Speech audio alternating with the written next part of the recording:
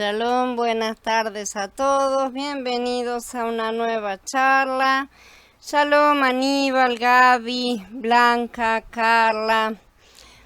Vamos a ver la segunda parte de Vayikra, Ley o Gracia. Vamos a continuar analizando todos estos puntos. Vayikra, Ley o Gracia, cuarta parte. Nosotros hemos visto, comenzando en Shemot 20 y continuando hasta Vayikra, por donde vamos ahora, una estructura social compleja y precisa siendo creada, una estructura ordenada por Yahweh, para el propósito de convertir a Israel en una nación santa, separada para él mismo, ¿no es cierto? El trato era este: cumplir con la estructura, obedecer los mandatos y regulaciones, e Israel recibiría las bendiciones del Eterno, ¿no es cierto? El desobedecer, rebelarse, sencillamente llegar a ser descuidado en el cumplimiento de las instrucciones de Elohim, implicaba que las bendiciones serían removidas. La falta de bendiciones generalmente implicaba ser cortado de la tierra prometida o hasta la muerte, sí, dos formas de niveles de separación con Yahweh. Ejecutar de forma perfecta el sistema de Elohim de adoración y expiación que hemos estado estudiando, además de la vida de la sociedad en general, sí, que tenía todas las regulaciones también, porque no era solamente el sacerdocio, sino toda la población que tenía que ser santa, requería una total y absoluta dedicación. Uno no podía ser descuidado, intermitente ni desordenado. Si la atención escrupulosa al detalle era ordenada por Yahweh, tanto que podía llegar a inutilizar un sacrificio ya realizado, no será aceptable, no le contará al que lo ofrece. Como dice en Vayikra 7:18, si todo no era hecho, ¿cómo debía ser hecho? Él no ha cambiado. Yo estoy segura de que cada maestro del Tanaj se debió de haber preguntado cientos de veces por qué toda esta aparente excesiva atención a los detalles. Sí, la respuesta es bastante directa. La razón es porque los caminos de Elohim no son los caminos del hombre. Por eso nosotros estamos lejos, muy lejos de andar en sus caminos. Y por eso no comprendemos nada, ni siquiera poniendo nuestras mejores intenciones. La humanidad corrompida no tiene idea por sí misma de cómo Yahweh quiere ser adorado. Pero insiste. Miremos las variaciones de religión a religión alrededor del mundo, como lo que es hoy en día, ¿no es cierto?, en lo que respecta a procedimientos y costumbres usadas para adorar a sus dioses, inclusive a Yahweh mismo, dependiendo no solo de las denominaciones, sino de los lugares, inclusive donde esas denominaciones están, porque no es lo mismo la denominación de tal cosa en un país que en otro país. Esto es porque estas religiones y ritos son en su mayoría hechos por la humanidad, hechos por el hombre. Ellos son el resultado del intento equivocado de concebir en nuestras propias mentes cómo Yahweh debe ser adorado. Y debe, porque todo es impositivamente, todo es yo tengo la razón y los demás están todos equivocados. Y yo les digo que aún es realiza en la llamada congregación creyente, la mayoría de la adoración es hecha por el hombre, sí, porque la misma sucede de la manera en que cada uno prefiere, y no en la manera en que nosotros vemos que Elohim ordena en las escrituras. Por alguna razón la iglesia, como nosotros ahora la conocemos, estoy hablando del cristianismo, la iglesia que, aceptándolo o no, es verdaderamente la versión romana de lo que comenzó como una secta del judaísmo, una secta mesiánica, ya que ellos creían que Yahshua era el Mashiach, ¿no? Ha llegado a la conclusión de que los detalles menores de adoración, conducta personal, las cosas que de Elohim que podemos o no podemos hacer y otros asuntos semejantes no tienen importancia, ¿sí? Que todo está enteramente a discreción del individuo de decidir por él o ella mismos absolutamente todo hasta la venida de Yahshua HaMashiach, con o sin arrebatamiento intermedio, no interesa. Que mientras seamos sinceros en nuestros esfuerzos, eso es lo suficientemente bueno, pero que ciertamente no hay nada en el Tanaj o el Brit Hadashah que indique que la forma en que adoramos a Yahweh y cómo conducimos nuestras vidas de repente por causa de la primer venida de Yahshua han dejado de tener consecuencias en la vida de los creyentes. O sea, yo ahora puedo matar y no pasa nada. Más o menos es eso. Esto lo lleva a creer a todos que realmente pueden ser sus propios jueces y medidas, ¿sí?, acerca de las cuales vivir su propia vida espiritual, como ellos lo llaman. Mashiach dice, no piensen que yo vine para anular la Torah o los profetas, no he venido a anular, sino a cumplir. Se llama ya 5, ¿no es cierto? Esto es, Yahshua no vino a intercambiar la ley por la gracia, toma cambio de figuritas. En ocasiones esta palabra cumplir es tomada como algo que ha sido traído a un fin, una cosa que ha sido cumplida y terminó, la tarea está terminada, y en este caso se refiere muy específicamente a la ley.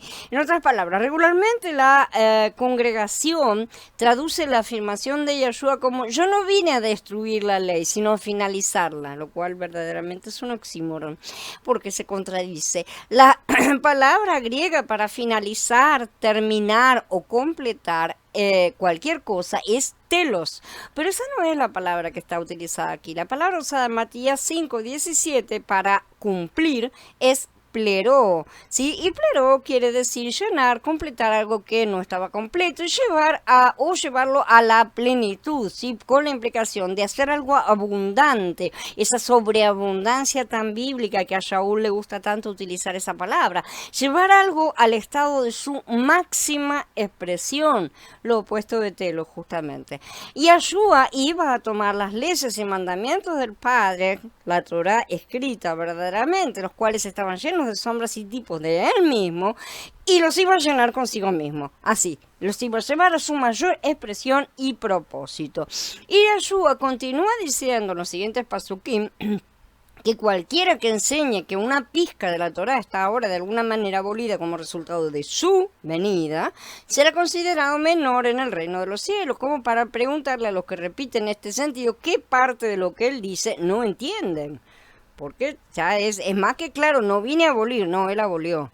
¿Tá? Entonces, Yahshua claramente dice que, en primer lugar, nosotros tenemos que enterrar esta hereje idea de que la Torah está ahora de alguna manera obsoleta, y en segundo lugar, nosotros necesitamos reconocer que tenemos una obligación de estar preocupados y de tener cuidado en nuestra adoración y en nuestras vidas, y que nosotros debemos aprender a seguir los principios ordenados por Elohim, no lo que se nos antoja, ni lo que se le antoja al pastor o al rabino más cercano.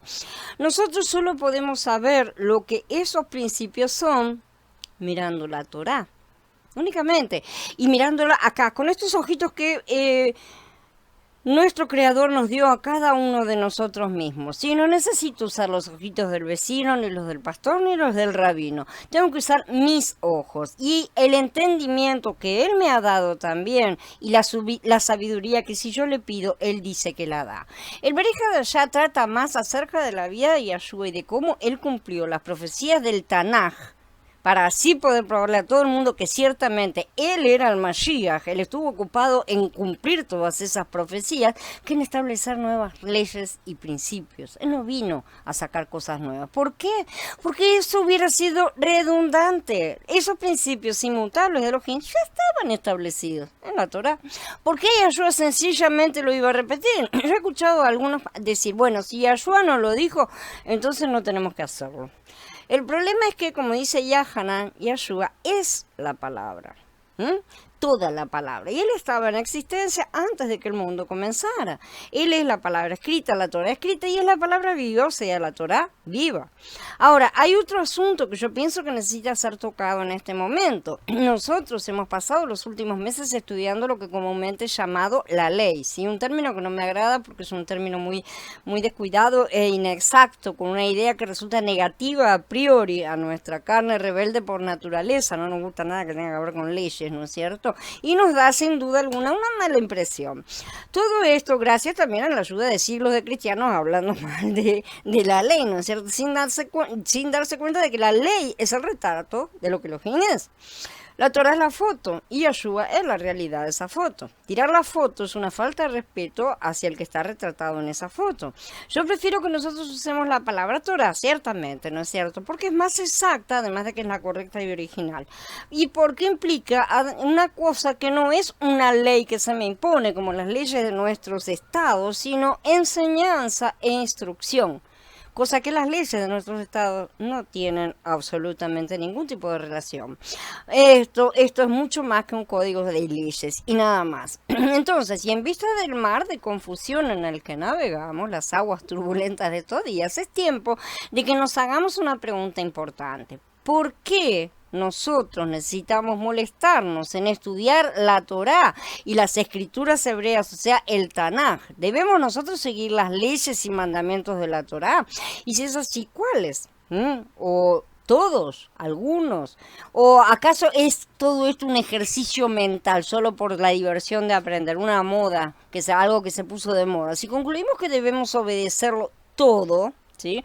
O al menos las partes apropiadas con todas las adaptaciones que ha habido, y cuando digo adaptaciones no digo humanas, sino digo las adaptaciones a través de la obra de Yeshua.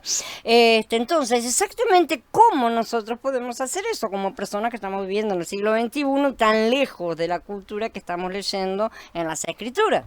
Ya que, o sea, si lo ponemos de otra manera, en los tiempos modernos, ¿qué significa para un discípulo de Mashiach, particularmente un talmid de Mashiach de la rama efraimita, como somos todos nosotros, ser un observador de la Torá? Si es eso lo que debemos llegar a ser. Permítanme tocar por solo unos minutos el tema que muchos estudiosos temen abordar, y vamos a ver si les puedo ayudar al menos con la porción de estas preguntas importantes y retadoras. Como probablemente les han enseñado en cualquiera que sea la congregación a la que asistan, y como ya hemos estudiado aquí, el papel principal de la Torá es enseñarnos a nosotros lo que es el pecado. Por eso la Torá tiene una presentación negativa, o sea, todo lo que dice la Torá es no hagas esto, no hagas aquello, ¿no es cierto? Como una especie justamente de negativo de la foto positiva que es Mashiach en el Beit Harashá, que viene con el Sermón del Monte, y es todo lo contrario: amarás, amarás y amarás, harás esto y harás aquello también. El enseñar al hombre caído que en sí mismo nada puede hacer que agrade a Yahweh, porque él mismo es pecado, es la base sobre la cual Yahweh procede a mostrarle que lo que necesita es a Yahshua, justamente un salvador externo a sí mismo, porque no hay nada acá adentro que sirva, entonces necesito algo que venga de afuera, y además un nuevo nacimiento en una nueva creación. El pecado es negativo, ¿verdad? Por lo que, para ver lo positivo, la Torá entonces está ahí para enseñarnos lo que justicia y santidad es, en contraposición con lo que el pecado es. Eso es lo opuesto, justamente. Lo opuesto de la justicia es el pecado. Desafortunadamente, en nuestros días aquí es donde las cosas empiezan a salirse de su curso. La Iglesia Occidental Romana y sus hijas dicen que como el propósito de la Torá es sencillamente mostrarnos lo que es el pecado, que desde la venida de Yahshua, que es el que justamente nos salvó de esos pecados, nosotros ya no tenemos la necesidad de saber nada acerca del pecado, por lo que la Torá y el Tanaj han sido rechazados y hechos irrelevantes. Esa es la conclusión de estos soberbios. El problema con este falso argumento es debido a que es la Torá la que nos dice lo que realmente el pecado es, entonces la misma también es el vehículo que Elohim ha alojado para decirnos, Elohim ha utilizado, para decirnos su definición de pecado y justicia. Si yo la tiro, las generaciones que vienen después de mí no van a tener la menor idea, ¿no es cierto? Una buena analogía sería que una vez que nosotros aprendemos a hablar español, por ejemplo, ¿acaso será que eso quiere decir que nosotros ya no tenemos necesidad alguna de un diccionario?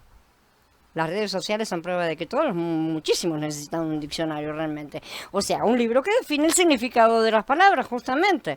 Lo mismo aplica con la Torá, ya que es el único documento que define el pecado y sus consecuencias y sus remedios. Entonces nosotros necesitamos saber exactamente lo que dice. Y no solo nosotros, la salvación no acaba acá. La salvación continuará por generaciones y generaciones. ¿Y qué harán esas generaciones? Nada, que es lo que fue, lo que ellos han conseguido, justamente destruir esa conexión, ese puente que era tan necesario. Entonces, detrás de nosotros van a venir otras personas que, como cualquiera antes, han vivido una serie de años sin Yeshua antes de aceptarlo, como cualquiera de nosotros, para lo cual le debió haber sido llevada la Besorá. Si la cristiandad ha elaborado la mística de que al parecer tampoco es necesario predicar a Yeshua a nadie, ya que él ya vino. Esto es una falacia, un falso razonamiento, ya que sin la Torá, ¿de qué le explicamos a la gente que debemos ser salvos? Si no tenemos el Tanaj, ¿de qué te explico que tengo que ser salvo? Aún más, es mucho más profundo que eso, ya que es como tirar a la basura todo el plan de salvación de Yahweh porque ya fue completado. Ahora lo terminamos, lo terminaste, vino Yahshua, hace un bollito con esa cosa. Eso es menospreciar el trabajo de Yahweh, su magnificencia, su perfección y su misericordia. Lo que nosotros debemos mantener en mente es que mientras que los rituales de sacrificio de la Torah podían proveer perdón para romper las leyes por quebrantar las leyes de la Torah, no había nada mágico o sobrenatural acerca de estos rituales o procedimientos. Por ejemplo, la sangre de un animal de alguna forma no se transformaba mágicamente en una sangre sobrenaturalmente accionada, ¿no es cierto? Que ahora nos salvaba cuando ese animal era sacrificado y la sangre era derramada para la expiación, ¿sí? Y eso tampoco sucede con ninguna mística transustanciación tampoco. La grasa y las entrañas quemadas en el altar de bronce no se transformaban en un humo mágico ni nada por el estilo. El asunto era a ver si nos damos cuenta cuál es el asunto, porque siempre ha sido el mismo. Obediencia a Elohim, ¿sí? Es lo que está dentro, no lo que está afuera. El creador y el Adón del ritual es el que quiere nuestra obediencia, la forma que conduce a la sumisión. Los rituales que nosotros hemos estado estudiando y que vamos a continuar estudiando, si por sí solos no poseen un poder inherente en sí mismos, no son nada, ni tampoco los instrumentos de plata y oro, las vasijas usadas en estos rituales, ni lo que el sacerdote se vestía, ni los animales de sacrificio. No había ninguna magia ni ningún poder, ni siquiera la tienda del tabernáculo, aún habiendo sido consagrados y santificados. No había poder en esos objetos o esos rituales. El hecho está cuando la gloria de Elohim deja el templo en su momento. O sea, ¿qué era lo que estaba? ¿Era la presencia de Elohim o no? ¿Y por qué se retira la presencia de Elohim? Justamente por la falta de obediencia. Por esto es que él dice que prefiere nuestra obediencia en vez de sacrificio. En otras palabras, él no está diciendo que nosotros tenemos que hacer una elección entre obediencia o sacrificio, ¿sí? A ver qué es lo que preferís hacer. No, él está diciendo que nuestra obediencia es más importante que el sacrificio, porque el sacrificio, la cosa externa, es lo que está tratando de que nosotros aprendamos como nenitos chiquititos a entender el concepto interno del asunto, que es justamente la obediencia. Entonces, todo lo que él está pintando justamente es para que nos centre de una buena vez que lo espiritual es más importante que lo material, ¿sí? Que el mundo material realmente subsiste en base al espiritual. Él afirma que nuestra obediencia es el punto central de todo, no el animal de sacrificio y alguna masa de cebada o trigo, ni siquiera el aceite de la unción, que aunque pueda ungir y santificar las cosas, no aplica para salvación si no hay obediencia. Antes uno puede agarrar el aceite y hacer lo que quiera y nunca va a conseguir nada positivo porque no hay poder en eso. El poder está en la relación que tengamos con el Eterno. En verdad va a aplicar si alguien lo usa mal, pero para destrucción, justamente como ya lo hemos visto, hay tantos ejemplos en las Escrituras. Realmente el Adón pudo haber escogido cualquier cosa como el sacrificio y él diseñó el plan como él quiso, ¿sí? Esta que nos ha dado realmente es su elección y nuestro deber es simplemente obedecer. Pero tampoco es el propósito de la Torá ni de ninguna otra parte de las Escrituras, ¿sí? Ser un instrumento de juicio y condena entre los creyentes. Algunos pueden usar tzitzit, ¿no es cierto? Y otros no. Algunos pueden haber dejado de lado ciertas prácticas y otros aún no. Algunos pueden adoptar costumbres, no hablo de mandamientos, y otros no. Algunos pueden haber abierto los ojos a ciertas verdades y otros aún no. Esto habla del camino de cada uno de sus tiempos que pertenecen al Adón y no a los hombres, ¿está? Porque no son esclavos míos ni de ninguno de nosotros, son esclavos del Adón en última instancia. Y también de niveles de crecimiento que dependen del trabajo del Adón, ¿sí? No de los hombres. Cuando condenamos a otros estamos diciendo que el trabajo del Ruaj en ellos no es bueno. Debemos ayudar, pero no condenar. Porque ninguno de nosotros vive para sí y ninguno muere para sí. Pues si vivimos para Yahweh vivimos y si morimos para Yahweh morimos. Así que lo mismo si vivimos que si morimos somos de Yahweh. Pues para eso murió el Mashiach y volvió a vivir, para ser soberano tanto de los muertos como de los vivos. Así que tú, ¿por qué juzgas a tu hermano? ¿Y tú por qué menosprecias a tu hermano? Pues todos compareceremos ante el tribunal de Yahweh, porque está escrito, vivo yo, dice Yahweh, que ante mí se doblará toda rodilla y toda lengua confesará a Elohim. De manera que cada uno de nosotros le rendirá cuentas al Elohim de sí mismo. Así que no nos juzguemos más unos a otros, más bien determinen no ponerle impedimento o obstáculo al hermano. Yo sé y estoy persuadido en el Adón Yahshua que nada es contaminado de por sí, pero para aquel que estima que algo es contaminado, para él sí lo es. Pero si por causa de la comida se entristece tu hermano, ya no andas conforme al amor. No arruines por tu comida a aquel por quien Mashiach murió. Por lo tanto, no dejen que se hable mal de lo que para ustedes es bueno. Si nosotros insistimos mucho con posiciones rígidas de más, hacemos que la gente se aparte y que hable mal de las cosas que son buenas. Hay que entender estos puntos, porque en el reino de Elohim lo importante no es la comida ni la bebida, sino la justicia, la paz y el gozo en el espíritu de santidad.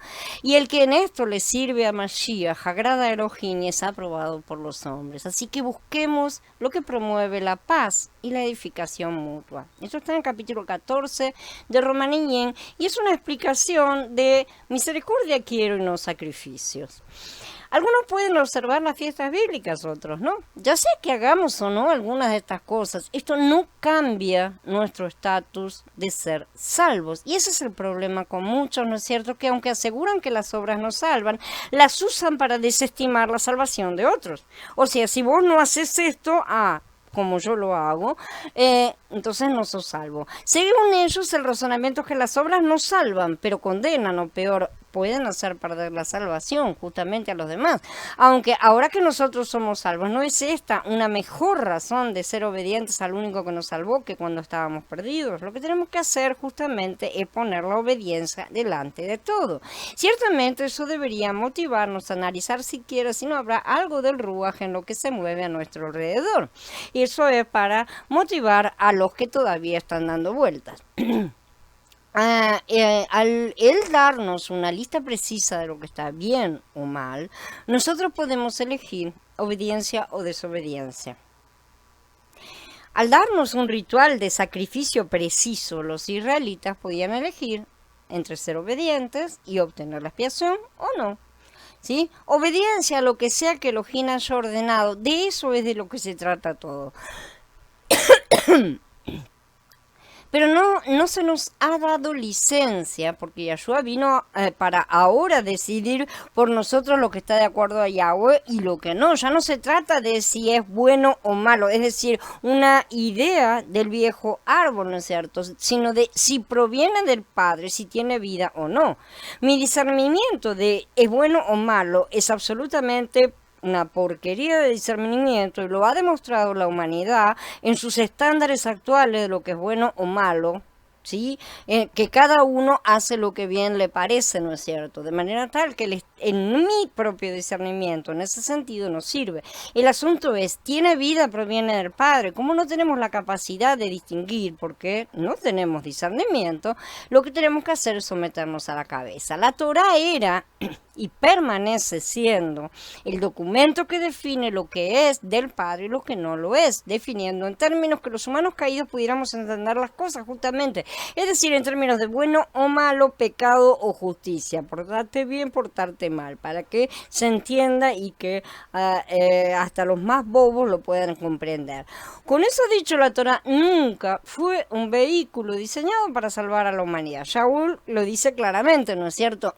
Que solo Yahshua HaMashiach fue diseñado para salvarnos. Que el ser obediente a la Torá no nos salva. Entonces, ¿acaso eso quiere decir que la obediencia a la Torá debe ser dejada porque no nos salva? Trabajar todos los días y ganarnos la vida no nos salva de tener caries, por ejemplo, ¿no es cierto? Cepillarnos los dientes, tener una buena higiene oral, sin flúor, por favor, nos salva justamente de evitar tener las caries. Así que, ¿acaso significa eso que si no queremos tener una caries, nosotros nos vamos a cepillar los dientes, pero vamos a dejar de ir a trabajar? No tiene nada que ver una cosa con la otra, ¿verdad? Bueno, ese es el razonamiento que se aplica a dejar de lado la Torah. La obediencia a los mandamientos de la Torah de Elohim es un asunto separado a ser salvos por la fe en Yahshua HaMashiach. ¿Sí? La obediencia a los mandamientos de Elohim no nos salva, sino que nos santifica, lo que significa que nos transforma en lo que deberíamos ser en nuestro nuevo hombre. ¿Por qué nos santifica? Porque aplica la obediencia, no porque hagamos cosas buenas, sino porque estamos obedeciendo. Podemos hacer un montón de cosas buenas y aún así no ser aceptados. El confiar en Yahshua expía por nuestros pecados. Aprender los mandamientos de Elohim, los principios de la Torah, nos permite ser obedientes en cuanto a ir conformándonos internamente en naturaleza y no en obediencia externa, que si es externa es porque me tengo que obligar, ¿sí? En eso mismo justamente que muestra la foto, ¿no es cierto?, de la cual la esencia viva, Mashiach, está en nuestro interior como semilla. Un salvo que no haya adquirido obediencia no está completo, ¿sí? Porque la obediencia perfecta de Mashiach no está en esa persona, no le permite desarrollarse. Tiene el pasaporte, pero se ha olvidado el equipaje y además no está vestido. Pero cuando entró el rey para ver a los convidados y vio allí a un hombre que no llevaba ropa de bodas, le dijo: amigo, ¿cómo entraste aquí sin llevar ropa de bodas? Pero él se quedó callado. Entonces el rey le dijo a sus sirvientes: amárrenlo de pies y manos y échenlo a las tinieblas de afuera. Allí será el llanto y el crujir de dientes, pues muchos son los llamados, pero pocos los elegidos. Por lo que Elohim quiere que nosotros seamos obedientes, en el sentido de que nuestra naturaleza debe ser sometida, no por la fuerza ni por el esfuerzo, sino por el crecimiento de la naturaleza de Yahshua en nuestro interior. Shalom Magnolia, Shalom Katy, Shalom Aarón. Vayikra, ley o gracia, quinta parte. Para tener comunión con Elohim es preciso que estemos en la luz. ¿Y cómo podemos estar en esa luz? ¿No es cierto? Solamente en virtud de esta preciosa verdad que nos dice Yahanan Aleph. Pero si andamos en luz, como Él está en luz, tenemos comunión unos con otros. Y la sangre de su Hijo Yahshua nos limpia de todo pecado.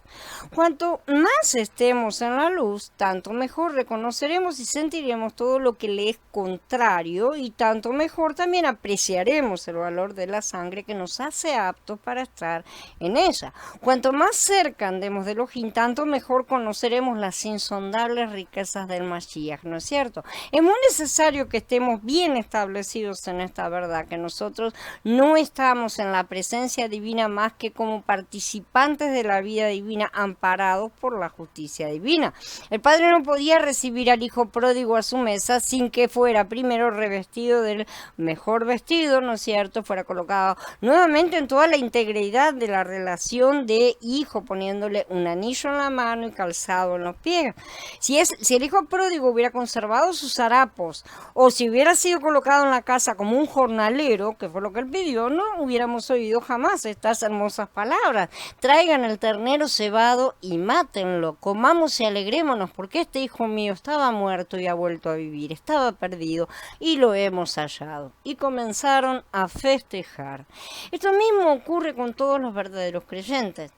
Su vieja naturaleza no se reconoce como existente delante de Elohim, desaparece, no está más. Él la considera muerta y ellos deben hacer otro tanto. Está muerta para Elohim, muerta para la fe, y como tal es preciso colocarla donde se colocan los muertos. Imagínense a este hijo pródigo llegando a la casa del padre, el padre diciéndole: haceme jornalero, que el señor padre diciendo: pero no, vengan y vistan, y él diga: no quiero los vestidos, y se niega a ponérselo. No puede, no está, se está negando a ser recibido. Fue a buscar ser recibido, pero se niega. Hay muchos que realmente cumplen esta paradoja que estamos mencionando. No es mejorando nuestra vieja naturaleza que llegamos a la presencia divina. Muchos dicen también: no, primero necesito repararme en muchas cosas antes de poder acercarme a Él. Lo cual es una lamentable idea humana, ¿no es cierto?, muy propia de la carne. Justamente es poseyendo una nueva naturaleza que solamente Él puede darnos, ¿no es cierto?, mezclándonos con el Ruach de Mashiach, en nuestro nuevo Ruach, en el nuevo hombre.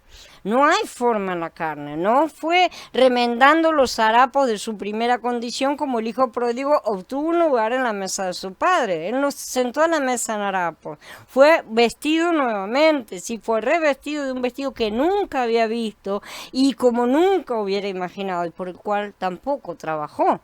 No trajo este vestido de la provincia apartada donde se había perdido ni lo procuró al paso mientras estaba regresando. El padre lo tenía guardado en su casa esperando por el hijo.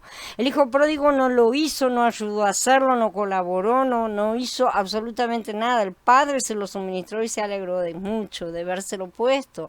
Así fue como se reunieron alrededor de la mesa para comer el becerro gordo en feliz comunión. El becerro gordo es un tipo de Mashiach, como ya sabemos. Ahora, es de suma importancia establecer distinción entre el pecado en la carne y el pecado sobre la conciencia, es decir, el pecado y los pecados, ¿no? Cosas que ya hemos estudiado en mayor profundidad, por ejemplo, en la serie CAR. Si confundimos estas dos cosas, nuestras almas serán perturbadas y nuestro culto estará debilitado. Si decimos que no tenemos pecado, nos engañamos a nosotros mismos y la verdad no está en nosotros. Si confesamos nuestros pecados, Él es fiel y justo para perdonar nuestros pecados sin limpiarnos de toda maldad. Pero si decimos que no hemos pecado, lo hacemos a Él mentiroso y su palabra no está en nosotros. Esto dice Yahanan en su primera epístola en capítulo 1. Estudiar estos pasuquín a fondo arrojará mucha luz sobre este asunto, realmente, que es muy esencial comprenderlo bien, ¿sí? Para apreciar en su justo valor la doctrina entera de la ofrenda de paz, el Shelamín, ¿sí? Y especialmente el asunto particular al cual estamos llegando. Nadie va a tener tanta conciencia de su pecado como el hombre que anda en la luz. Y eso ya lo hemos hablado y lo hemos comentado. Cuanto más nos acercamos al Padre, más conscientes somos de nuestros pecados, porque más nos acercamos a la luz y nuestras tinieblas son expuestas. Entonces, cuanto más iluminados somos realmente, más expuesto queda ese pecado y nuestras transgresiones, que antes no veíamos simplemente porque la luz estaba apagada. Aquí la distinción entre el pecado en nosotros y el pecado sobre nosotros está bien marcada y establecida. Pretender que aún hay pecado sobre el creyente, o sea, la presencia de Elohim, es dudar de la eficacia de la sangre de Yahshua y negar la verdad de la palabra divina. Así como los israelitas fueron cubiertos por la sangre en Pesaj, así nosotros también hoy somos cubiertos por la sangre de Yahshua. Si la sangre de Yahshua HaMashiach puede purificar por completo, entonces la conciencia del creyente debe estar completamente purificada. Porque si la sangre de cabros y de toros y la ceniza de la novilla rociada sobre los inmundos santifican para la purificación de la carne, cuanto más la sangre de Mashiach, quien mediante el Ruaj eterno se ofreció a sí mismo sin mancha a Elohim, limpiará nuestras conciencias de las obras muertas para servir al Elohim vivo. La sangre limpia nuestras conciencias de las obras muertas. Así es como la palabra de Elohim presenta la cuestión, ¿sí? Nosotros debemos recordar siempre que es de Elohim mismo de quien debemos aprender cuál es a sus ojos, no los nuestros, la verdadera condición del creyente, especialmente la nuestra. Entonces estamos más dispuestos a decirle a Elohim lo que somos a nosotros mismos que a dejarle decir lo que nosotros somos en Mashiach. Su opinión vale más que la nuestra, les aseguro. En otras palabras, estamos más preocupados acerca de nuestros sentimientos sobre nosotros mismos que de la revelación que Elohim nos hace de nosotros, de sí mismo y de Mashiach en nosotros. No estamos muy dispuestos a escuchar lo que tiene que decirnos porque siempre tenemos miedo de que algo me va a sacar o me va a tocar en esto, me va a tocar en aquello y voy a perder alguna cosa. Esa es nuestra carne. Elohim nos habla en virtud de lo que Él es en sí mismo y de lo que Él ha cumplido en Mashiach. Esa es la naturaleza de esta revelación que la fe comprende y que llena al alma de una perfecta paz. La revelación de Elohim es una cosa, mis sentimientos acerca de mí mismo son otra cosa muy diferente. Es irrelevante. Pero la misma palabra que nos dice que no tenemos pecado sobre nosotros, nos dice con la misma fuerza y claridad que tenemos el pecado en nosotros. Si decimos que no tenemos pecado, nos engañamos a nosotros mismos y la verdad no está en nosotros, dijo Yahanan recién, ¿no es cierto? Entonces, todo aquel que tiene la verdad en él, ¿no es cierto?, sabrá que tiene también el pecado en sí, porque la verdad revela cada cosa tal como es. La gente cree que tener a Mashiach Mashiach en nosotros automáticamente elimina el pecado que reside en nosotros, y hay muchas doctrinas levantadas sobre este punto, pero las escrituras son claras. Yo sé que en mí, es decir, en mi naturaleza carnal, el bien no es permanente, no es permanente, o sea, intermitentemente puedo llegar a experimentar ese bien en la medida que sobre todo hago trabajar ese nuevo hombre, pero si lo que está ahí luchando es el viejo hombre, porque hay en mí el deseo de hacer el bien, pero no alcanzo a realizarlo, no hago el bien que quiero hacer, en cambio el mal que no quiero hacer, eso es lo que hago. Ahora, si lo que no quiero hacer es lo que hago, ya no soy yo quien actúa así, sino el pecado que mora en mí. Así que cuando quiero hacer el bien me encuentro con la realidad de que el mal está presente en mí. En mi ser interior me deleito en la Torah de Yahweh, pero en mi cuerpo percibo un principio diferente que combate contra la inclinación de mi mente, que me hace prisionero de ese principio de pecado que hay en mi cuerpo. Desgraciado de mí, ¿quién me librará de esta realidad que me lleva a la muerte? Gracias a Elohim que cuento con Yahshua el Mashiach, nuestro Adón. Así que yo mismo con la mente le sirvo a la Torah de Yahweh, aunque mi cuerpo esté sujeto al principio del pecado. Las dos partes están aquí. Decir que no las tenemos es llamarlo de mentiroso. Entonces, acá tenemos la ley y la gracia unidas, como dice el Mismor, el amor y la verdad se encuentran, la justicia y el bienestar se besan, vienen acá para arreglar todas estas cosas.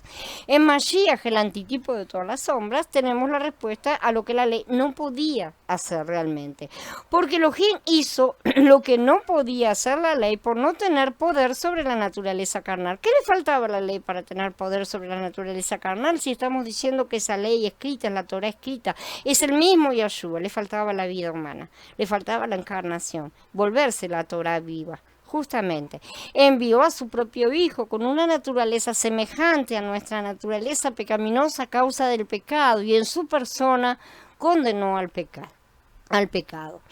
¿Qué es entonces exactamente lo que hizo Yahshua? ¿Abolir la ley? Ciertamente que no. Como bien explica Shaul, ¿qué diremos entonces? ¿Que la ley es pecado?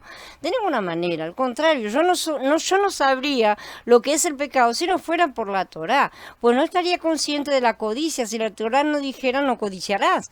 Pero el pecado, que viene a ser algo consciente mediante el mandamiento, produjo en mí toda codicia, porque sin la ley el pecado está muerto. Antes de yo saber que yo era codicioso, podía codiciar lo que quisiera. Ahora que me dicen no tenés que hacerlo, me doy cuenta que lo tengo a cada rato presente. Ese es el punto. Así que yo, cuando no tenía ley, estaba vivo, pero cuando vino el mandamiento, el pecado cobró vivo y yo morí.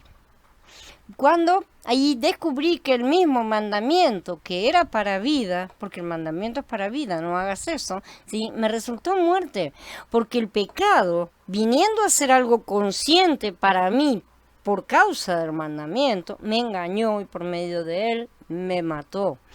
De manera que la ley ciertamente es santa y el mandamiento es santo, justo y bueno, y hay del que diga lo contrario. Entonces, ¿eso que es bueno llegó a ser muerte para mí? De ninguna manera. Es que el pecado aparece como pecado porque utiliza algo que es bueno para producirme la muerte. De esta manera, gracias al mandamiento, se hace patente la pecaminosidad del pecado. Entonces nosotros vemos que, a pesar de que decimos y sabemos que Yahweh da vuelta a todas las cosas, todos los malos, todas las cosas malas, y las utiliza para nuestro bien, justamente lo importante es que Él las transforma en cosas buenas, utiliza algo que es bueno para producir la muerte. Y concluye su razonamiento: no me explico mi conducta, pues no practico lo que quiero, sino lo que aborrezco, eso es lo que hago. Ahora, si lo que no quiero hacer es lo que yo hago, estoy de acuerdo en que la ley es buena. Porque si lo que estoy haciendo, yo digo, no es lo que yo quiero hacer, yo quiero portarme bien, entonces estoy de acuerdo con que la ley es buena. Vamos, ¿qué estoy diciendo? La ley es mala. Si la ley fuera mala, yo no querría hacer lo que la ley está diciendo que hagamos. En este punto, el razonamiento de la inmensa mayoría falla catastróficamente. La conclusión es simple, lisa y llana. Si somos mortificados por nuestros pecados, que transgreden la ley, es porque la ley es buena, porque el Ruach allá adentro nos está mortificando y estamos de acuerdo en ella, porque el Ruach nos está moviendo. Si la ley fuera mala, no querríamos cumplirla, el Ruach no nos empujaríamos, no la pondríamos como modelo. Sucede que la comodidad y la pereza del hombre lo superan y lo dominan y pretenden ser convertidos mágicamente en lo que no son, de repente y sin esfuerzo. El cristianismo enseña que podemos ir de nuestra situación de pecadores a la perfección en un pase de magia, pero la triste realidad de los creyentes es prueba fiel de que esa es una terrible mentira y engaño. Al contrario, la idea de Yahweh es muy otra y por supuesto es perfecta. Lo que Él nos ha dado a través de Mashiach es librarnos de estar bajo la ley, es decir, que nuestros pecados estén sobre nosotros. La ley pone nuestros pecados sobre nosotros. Entonces, el malaj cuando pasa, que ve los pecados, simple y sencillamente. Pero ¿qué ha hecho Yahweh? Ha colocado la sangre de Yeshua encima y entonces, ¿qué ve el malaj cuando pasa? La sangre de Mashiach. Y nos ha limpiado de aquella vieja raíz de pecado que todavía está acá adentro. Por lo tanto, estamos en promesa. Y delante de Yahweh ya estamos en perfección porque lo que Él ve es la sangre. En el plano espiritual estamos en perfección, ¿sí?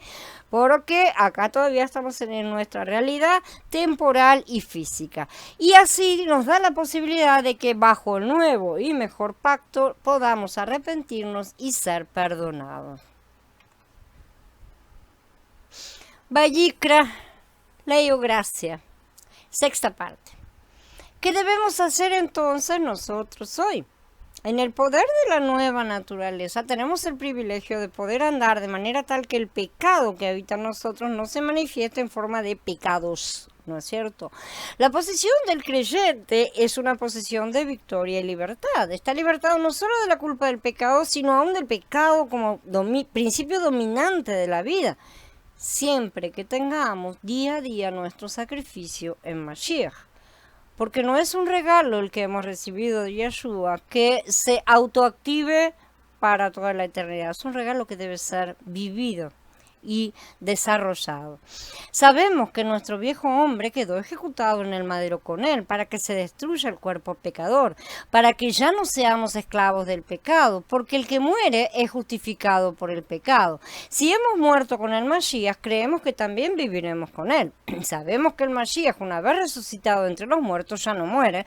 La muerte ya no tiene más dominio sobre él, porque al morir para efectos del pecado murió una vez por todas, pero al vivir vive para Elohim. Así también ustedes considérense muertos para efectos del pecado, pero vivos para Elohim en el Mashiach Yeshua. Así que no reina el pecado en su cuerpo mortal, de modo que obedezcan a sus malos deseos, ni tampoco ofrezcan sus miembros al pecado como instrumentos de injusticia, sino ofrézcanse ustedes mismos a Elohim como vivos entre los muertos, y sus miembros a Elohim como instrumentos de justicia, porque el pecado no tendrá dominio sobre ustedes, pues ya no están bajo la ley, sino bajo la gracia. O sea, que la ley no está encima de nosotros mostrando todas nuestras transgresiones, sino que lo que tenemos es encima todavía la cobertura que es la sangre. ¿Ustedes se acuerdan de lo que estaba dentro del arca? Los 10 mandamientos. ¿Qué es lo primero que ve entonces a Yahweh cuando pasa por encima? Los 10 mandamientos y todas las transgresiones que hemos cometido. Pero la sangre de Yeshua los cubre y él deja de ver esas transgresiones. Entonces recordemos una tarea diaria nuestra. Considérense muertos, dice acá, ¿sí? Porque en el plano físico aún no lo estamos.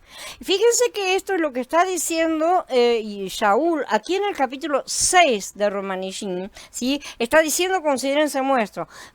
Un capítulo después, en el capítulo 7, dijo todo lo que leímos un poquito antes, que todo estaba en su contra. Él se sentía completamente, o sea que el considérense muertos parece como que fuera una contradicción, pero no lo es. Entonces, esto equivale justamente a la orden de Yeshua. Si alguno quiere venir conmigo, niéguese a sí mismo, tome su madero y sígame. Negarnos a nosotros mismos y tomar el madero, que es un tipo del altar, equivale a considerarnos muertos al pecado. ¿Cómo tomo el madero? ¿Por qué tengo que tomar el madero? ¿Qué tiene que ver eso con mi muerte? Porque mi viejo hombre fue muerto en el madero con él. El pecado está ahí con toda su fealdad original, pero el creyente está muerto al pecado. ¿Cómo? ¿Sí? Está muerto en Mashiach. Ese es el punto. Entonces yo solamente puedo experimentar esto si estoy en Mashiach. Por naturaleza estaba muerto en el pecado. Por gracia está muerto al pecado. Físicamente. ¿Acaso estaba físicamente muerto en el pecado? ¿Estábamos muertos de verdad? No, no estábamos muertos de verdad. Entonces no hablemos de cosas físicas porque estamos hablando de cosas espirituales. No éramos muertos en vida, espiritualmente muertos, pero no estábamos muertos de manera literal. Así que tampoco pretendamos que esa muerte al pecado sea física. Porque solo lo es en el plano espiritual. Por ahora es así. ¿Qué derecho puede haber sobre un hombre muerto? Ninguno. Mashiach al pecado murió una vez y el creyente es muerto en él, como está escrito, por lo que la muerte no tiene más poder sobre nosotros. Y justamente, a ver si lo metemos en la cabeza, la muerte es el salario del pecado. La muerte es el salario del pecado. Todos los salarios anteriores a la muerte son las enfermedades. Tengámoslo en cuenta, porque la enfermedad, la muerte y todo se produce justamente por la desobediencia. Si la muerte ya no tiene poder, entonces tampoco lo tiene el pecado, porque van juntos, pero eso solamente funciona cuando yo estoy posicionado en el nuevo hombre. Entonces, ¿qué resulta de esto para los creyentes? Que debemos vivir como muertos al pecado, pero vivos para Elohim en el Mashiach Yahshua. Ahí está la contraparte, porque siempre están las dos partes. La gente normalmente lee una sola y nada más. Esta es ante Elohim la posición inalterable del creyente, de suerte que tiene el alto privilegio de gozar de la libertad del pecado. ¿Cuándo? Cuando estoy por ahí en el mundo haciendo de las mías. Evidentemente no. Cuando lo estoy obedeciendo en todas las cosas y poniéndolo a él en el primer lugar. Ponerlo a él en el primer lugar es una cosa que me gustaría que muchos se plantearan verdaderamente, porque escasísimos son los que lo colocan en el primer lugar. Generalmente está en el último. Entonces, esta es una posición que debemos asumir, que debemos posicionarnos ahí, debemos colocarnos en Mashiach, ¿sí? ¿Cómo hacemos esto? Como sacerdotes presentamos ante el altar, el madero que cargamos justamente, a Mashiach como todos los sacrificios y ofrendas. ¿Cómo es eso que lo presento? Porque todos los días me sacrifico y me niego a mí misma, o sea, niego mi carne. Cada vez que voy a hacer una de las mías, me niego y me voy a Mashiach. ¿Hay alguna otra forma? No, no hay ninguna otra forma. Sacrificio fue para él, sacrificio es para nosotros. Los que busquen la puerta ancha pueden ir a buscarla, porque todos hemos caminado por ese camino antes. Pero si alguno peca, dice la Escritura, ¿qué tiene que hacer entonces? ¿Sí? A esta pregunta el apóstol da una respuesta de las más claras y benditas realmente. Si confesamos nuestros pecados, Él es fiel y justo para perdonar nuestros pecados y limpiarnos de toda maldad. La confesión, entonces, es el medio por el cual la conciencia es libertada. La confesión implica inevitablemente arrepentimiento. Sin arrepentimiento no hay confesión. Yahanan no dice si pedimos perdón, Elohim es bastante bueno y misericordioso para perdonarnos. No, sí, muchos hacen eso y nada más. Entonces vamos a ver también, ¿no? Recordar las dos partes que contiene la confesión. Nosotros tenemos la confesión verdadera, el arrepentimiento verdadero que Yahweh reconoce, porque Él lo identifica, Él conoce los corazones. Y eso es una cosa que los demás no pueden ver, pero sí los demás pueden ver esa confesión pública, que justamente es la que es causada, es provocada por ese arrepentimiento. Sin ese arrepentimiento no existe la manifestación, o sea, el fruto, justamente. Y de esa manera, desde afuera no se ve nada. Entonces hay una gran dulzura, sin duda alguna, para un hijo, confiar el sentir de sus necesidades a su padre, decirle sus flaquezas, confesarle sus desvíos, sus defectos y sus faltas. Todo esto es verdad y también es igualmente verdad que nuestro Padre es tierno y es misericordioso para responder a toda debilidad e ignorancia de sus hijos. Pero aunque esto sea verdad, el Ruach HaKodesh declara por boca del discípulo que si confesamos, Él es fiel y justo para perdonarnos. La confesión, entonces, es algo que Él exige. Y no es una parte opcional. Es una parte que Él exige porque es la parte espiritual, con Él la tenemos, pero falta la parte física con el resto del cuerpo que debe ser manifestada. Entonces, en una confesión que proviene del arrepentimiento, no una confesión de boca para afuera, ¿tá? El pedido de perdón está implícito, pero muchos piden perdón sin arrepentimiento y por eso no son atendidos. Yahweh escudriña los corazones y a Él nadie puede engañarlo. Finalmente, en cuanto a la diferencia que existe entre la oración y la confesión, en cuanto al estado del corazón delante de Elohim y al sentimiento que Él tiene de la odiosidad del pecado, si esta diferencia no podría ser más exagerada. Es mucho más fácil pedir de una manera general el perdón de nuestros pecados que confesar esos pecados.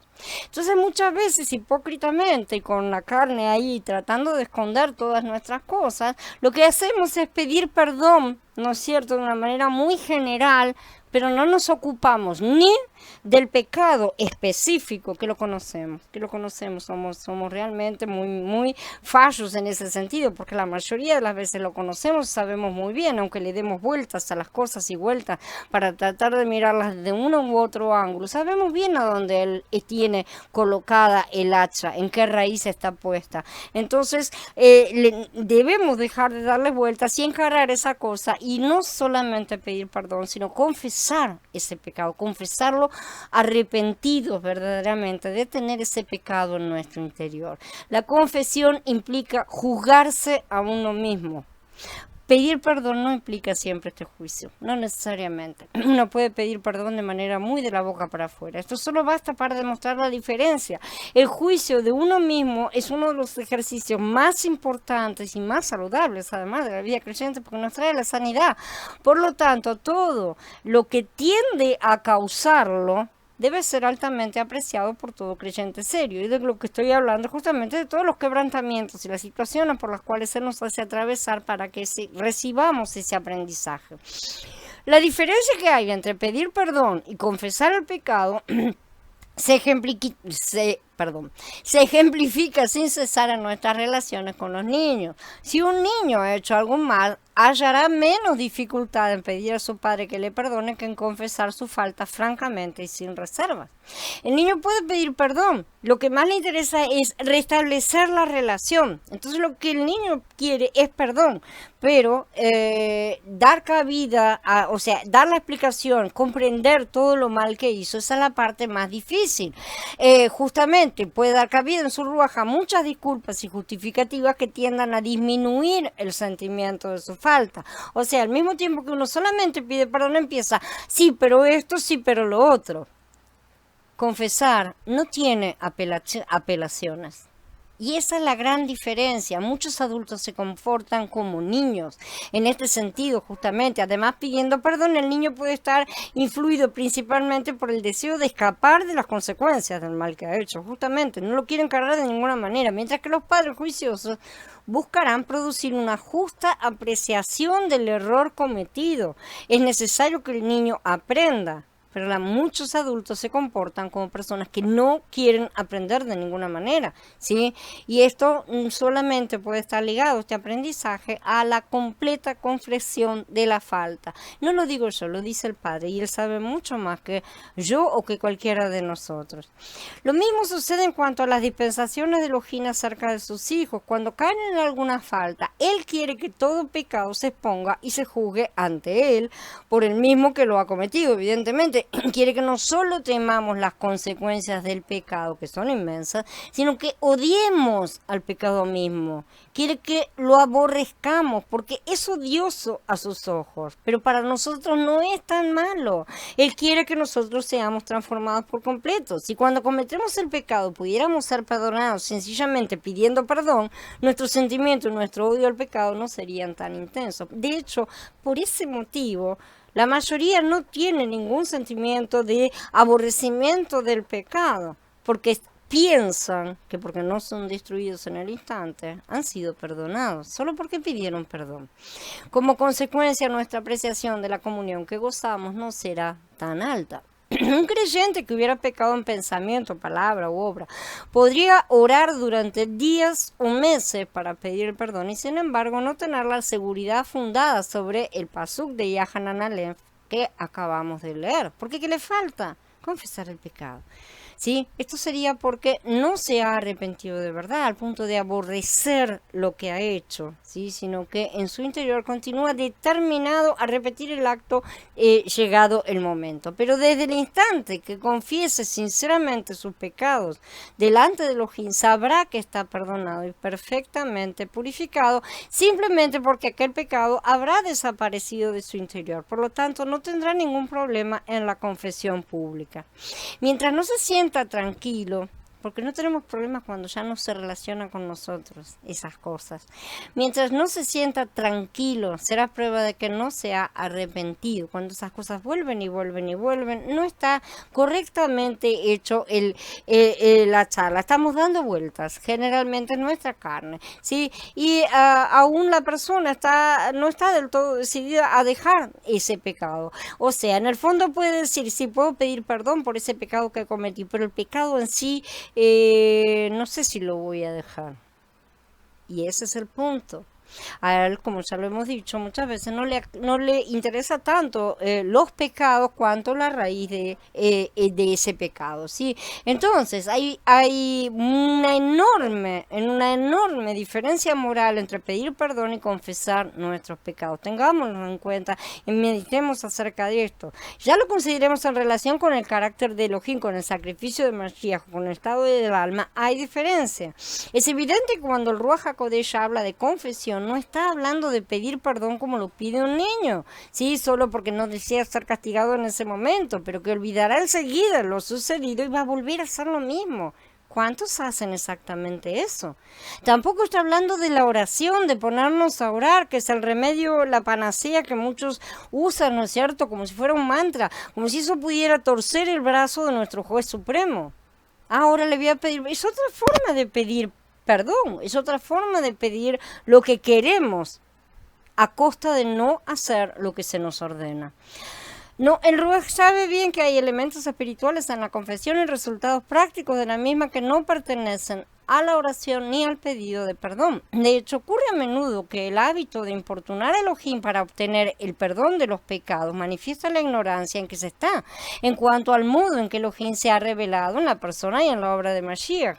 Insisten en pedir perdón por pecados sin arrepentimiento en el medio. Inclusive a veces se insiste en interceder por personas que no se han arrepentido. No se puede pedir perdón de pecados sin arrepentimiento. Eso es una falta de respeto hacia la santidad y la justicia de nuestro Padre. Eso habla de lo poco que lo conocemos. Necesitamos empezar a elevar nuestra postura porque Mashiach está acá adentro diciéndonos, no, el nivel de mi Padre no es tan bajo.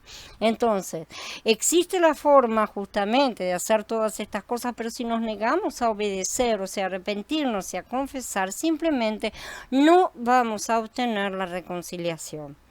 Elohim quedó perfectamente satisfecho por el madero de Yeshua, ¿sí? En cuanto a todos los pecados del creyente, de todos. Sobre este madero fue ofrecida una completa expiación por todo pecado en la naturaleza del creyente y sobre su conciencia. Por este motivo, Elohim no tiene necesidad de otra propiciación. Es a esta que debemos abrazarnos, pero en verdad no tratando de mantener con la otra mano el pecado para volver a repetirlo. Muchas veces nos emperramos y nos negamos a entregarlo directamente. Ojo que no estoy diciendo que tenemos que ser perfectos, porque no, a pesar de que se nos pida eso, Él sabe perfectamente que no alcanzamos esa perfección en nuestra realidad actual, sino que nuestro corazón debe aborrecer verdaderamente ese pecado, aborrecerlo al punto de gritar desesperados, desgraciado de mí, ¿quién me librará de este cuerpo de muerte?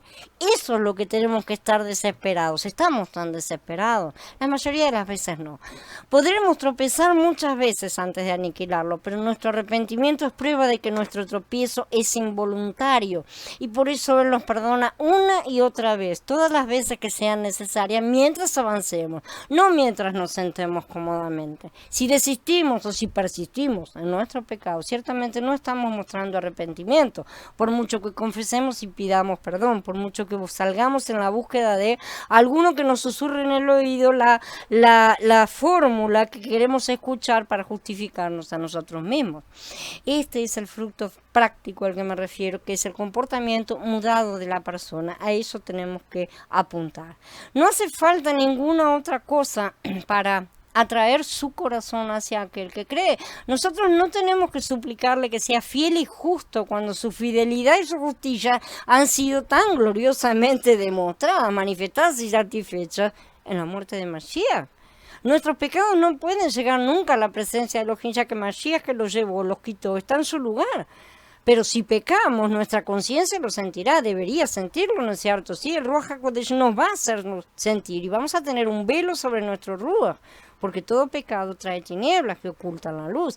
Entendamos que en el plano espiritual todo ha sido consumado a la perfección, es decir, Yahweh no nos ve perfectos hoy, sí, realmente, sí, nos ve perfectos consumados. Él nos ve como el producto terminado, completo, ya glorificados, algo de lo cual nosotros tenemos apenas un atisbo, una idea vaga, ¿sí? Sin embargo, eso no quita nuestra realidad física aquí y ahora. Él ve y juzga el resultado final, que ya ha sido perfeccionado, pero eso no elimina nuestra realidad actual. Con todo, entendamos el punto más importante.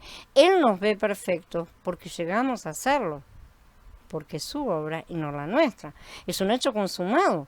No por nosotros, sino por Yahshua, porque Él nunca falla. De manera que no importan nuestros sentimientos del momento. Él ya lo consiguió. Si no entendemos eso, vamos a estar tropezando todo el tiempo. Pero tampoco nos tenemos que sentar en sus laureles, ¿sí? Debemos corregirnos, porque nuestra salvación ya está asegurada. Esto implica el perdón de los pecados, de manera que confiemos, porque Él perdonará. Nuestro abogado está ahí, Yahshua HaMashiach, el justo, dice, para mantener en toda su integridad las relaciones en las que nos encontramos. Por eso Él intercede en todo momento, colocándose entre nosotros y el Padre, para que sea Él y su sacrificio lo que el Padre ve. Mientras que de nuestro lado nos trata con disciplina y corrección. Esa es la parte que no queremos ver nunca. Entonces vemos que aunque el pecado no puede afectar los pensamientos de Elohim con relación a nosotros, afectan nuestros pensamientos con relación a Elohim. Todo esto nos lleva a cumplir el objetivo. El que tiene mis mandamientos y los guarda, ese es el que me ama. Y el que me ama, lo amará mi Padre, y yo también lo amaré y me manifestaré a él. Le preguntó a Judá, no el Iscariote, Adón, ¿cómo es que te vas a manifestar a nosotros y no al mundo? Y Yahshua le respondió, si alguno me ama, guardará mi palabra, y mi Padre lo amará, y vendremos a él y haremos nuestra morada en él. Dice Yahán en el capítulo 14. El objetivo es que aprendamos disciplina y seamos conformados a imagen y semejanza de Yahshua, a fin de que el Hijo y el Padre se manifiesten en sus hijos, que somos el cuerpo. Mientras tanto, no olvidemos que estamos en el camino de esta disciplina, como estábamos diciendo, no desistamos, pero tampoco nos asustemos pensando que nos hemos perdido y no tenemos reconciliación, porque la reconciliación ya fue levantada hace más de 2000 años por Yahshua, ¿sí? Nosotros estamos trabajando justamente basados en esa reconciliación perfecta, la cual es un problema que me tengo que sacar de la cabeza, ya está, fue. Esa parte ya está resuelta, ahora lo que tengo que hacer es la edificación, ¿sí? Y entonces vemos que antiguamente sí había cobertura para reconciliación para todos los pecados involuntarios, eso lo hemos estado estudiando. El resto de los pecados, o sea, los voluntarios, no tenían esa cobertura a menos que fueran convertidos en involuntarios por medio del arrepentimiento, como vimos en el caso de David. Como la mayoría no lo era, la gente quedaba bajo la maldición de la ley, porque no le importaba directamente, de manera que para estar bajo la bendición de la ley eran necesarios los sacrificios de reconciliación en esa época.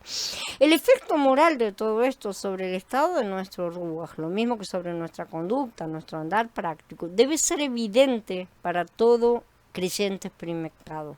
Todo este encadenamiento de pensamientos está íntimamente ligado, plenamente justificado por dos grandes principios que encontramos en la ley del sacrificio de las paces, en el Sebach Shelamim.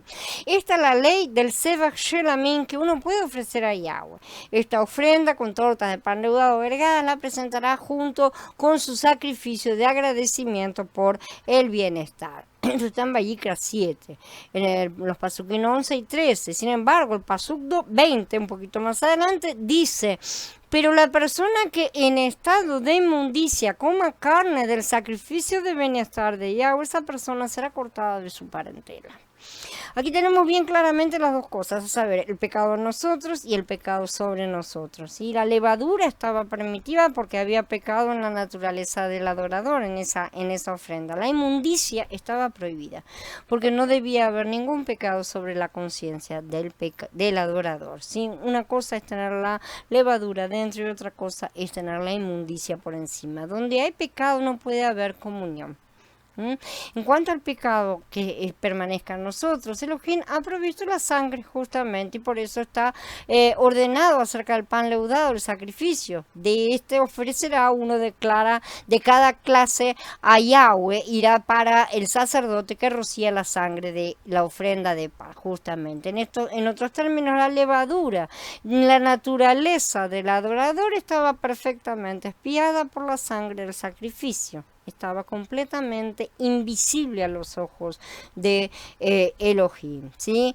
Entonces, el sacerdote al que pertenecía el pan leudado debía ser aquel que rociaba la sangre. Elohim ha alejado nuestro pecado de su vista para siempre, y aunque el pecado está en nosotros, Él no lo mira, Él no lo ve. Necesitamos entender la importancia de la limpieza personal, de la confesión, de cerrar las puertas que hemos estado abriendo. El intento de tener comunión con Elohim en nuestros pecados implicaría la idea blasfema de que Él puede andar en compañía del pecado o de los pecadores. Si decimos que tenemos comunión con Él y andamos en tinieblas, mentimos si no practicamos la verdad. ¿Sí? De manera tal que necesitamos limpiarnos en perfección para poder terminar completamente con todo el pasado y andar en la luz. Y si andar en la luz no requiere la perfección, Él no nos pide la perfección, sino la intención, justamente, el corazón de